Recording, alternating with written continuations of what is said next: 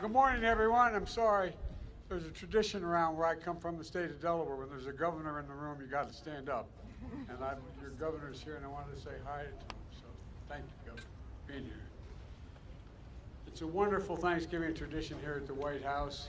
There's a lot to say about it, but it's chilly outside, so I'm going to keep this short.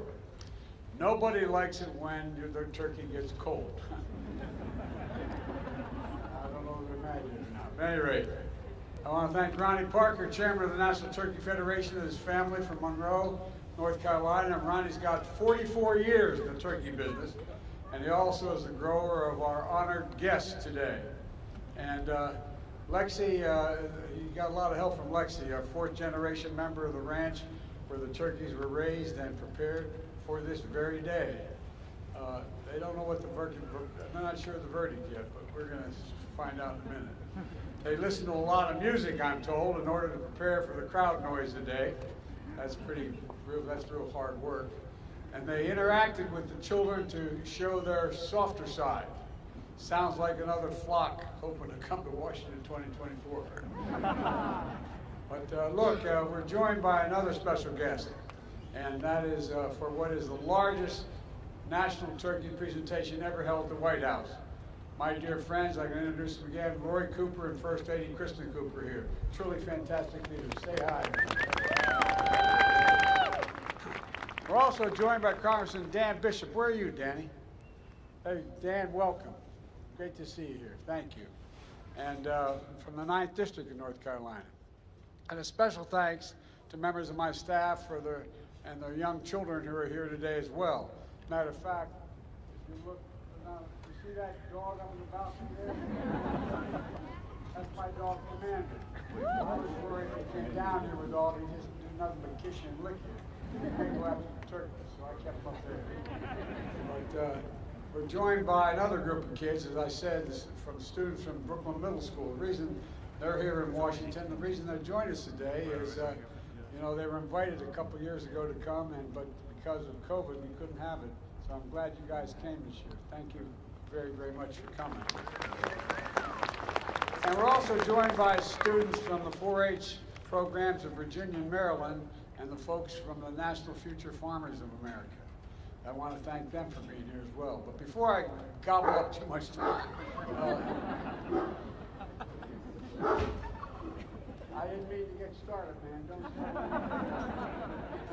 Well, that's my grandson, Bo, up there. My granddaughter. Don't let him jump. At any rate, you know, we got to get on with this. First of all, the votes are in. They've been counted and verified. There's no ballot stuffing. There's no foul play. The only red wave this season is going to be a German Shepherd Commander knocks over the cranberry sauce on our table. That will cause. They are big turkeys, aren't they? My fellow Americans, please welcome the 2022 National Thanksgiving Turkeys, Chocolate and Chip. I tell you what, man. They can go wherever they want. Of course, chocolate is my favorite. Chocolate is my favorite ice cream. So we could have named them Chips and Science. But anyway, good name as well. The chocolate chip weighs 46 pounds, and I'm told he loves catching sun on the Outer Banks. And Chip weighs 47. And he loves barbecue and basketball, I'm told.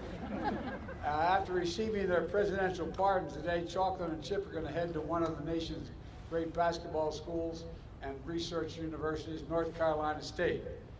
Now, when we told them they were joining the wolf pack, they got a little scared. But then we explained it was just a mascot for the school, as one of the nation's best poultry science departments in the country. And now, based on their temperament and commitment to being productive members of society, I hereby pardon. Yes. I hereby pardon Chocolate and Chip. Which one's Chocolate? Who's Chip? Chocolate, you're pardoned, and so are you, Chip. Chip said, I know, I don't even have to be told. Ronnie, why don't we put them on the table? Can you do that? You can do that.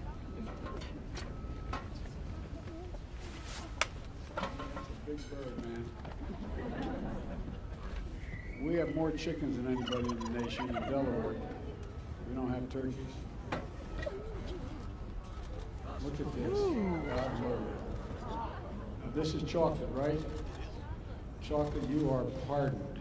You are pardoned. You had to tell me that? Chocolate. Yeah, you are. Yeah, I'm serious. He said, I don't know, man. You didn't have to pardon me. I knew I was pardoned. At any rate, thank you both very, very much. Thank you very much. Appreciate it. How many turkeys you got down there? I'm grateful. God love you. 9.5 million turkeys.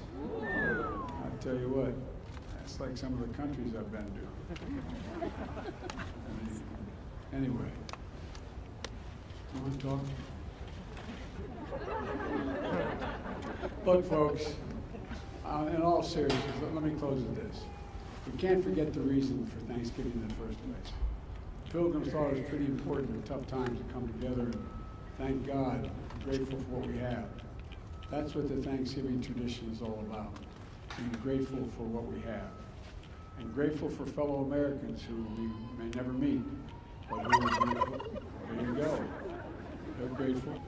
And think about the scientists and researchers, doctors and nurses keeping us safe through the pandemic. 2 years ago, we couldn't even safely have Thanksgiving with the large family gatherings. Now we can. That's progress, and let's keep it going. We have new COVID vaccine updates to deal with, new variants to protect you and your loved ones. So get it today. Get your flu shots as well. This winter can be much happier than recent holiday seasons, but you have to do your part. Please visit vaccines.gov. Decide what you're going to do. We're also grateful for frontline workers and keeping essential services going and growing and providing food on our tables. We're grateful for our faith leaders and their counsel and comfort and support. Later today, Jill and I are going to be flying down to North Carolina, to Cherry Point, North Carolina, for a Friendsgiving, where we'll be serving Thanksgiving dinner to the troops and military families to demonstrate our gratitude for their service and sacrifice. And so many of those families are missing someone at their table today, like our family. So many military folks that we have lost. And so it's just really it's important to keep them in our hearts, those who've lost so much and those who are going to have an empty seat at their table this Thanksgiving. This is a special time, and it's the greatest nation on earth, so let's be grateful. Scripture says, let us rejoice always, pray continually, and give thanks in all circumstances. Folks, let's remember all the political fighting goes on you read about. Let's remember one thing. This is the United States of America. The United States of America. There's not a single solitary thing beyond our capacity as a nation. Nothing beyond our capacity if we do it together, united. United. You picked two great turkeys. From the Biden family to all of yours, happy Thanksgiving, and may God bless you all, and may God protect our troops. Thank you all for being here.